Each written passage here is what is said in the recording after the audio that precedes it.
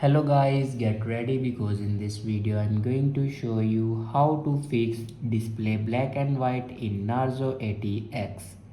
So watch this video carefully and follow every step as I'm showing in video, and don't forget to subscribe the channel.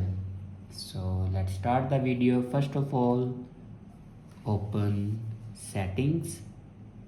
In settings, scroll down and here you can see the option display and brightness. Now click on it and then click on auto brightness. If you turn on your auto brightness, then turn it off. After turn off your auto brightness, then check your dark mode. If you turn on your dark mode, then turn it off. After turn off your dark mode, then go back to the main page of your settings and scroll down and click on system and update. Now click on backup and reset and click on reset phone. Now here you can see the option reset all settings. Now click on it and here enter your password to reset all your settings. After reset all the settings, then go back and click on erase all data.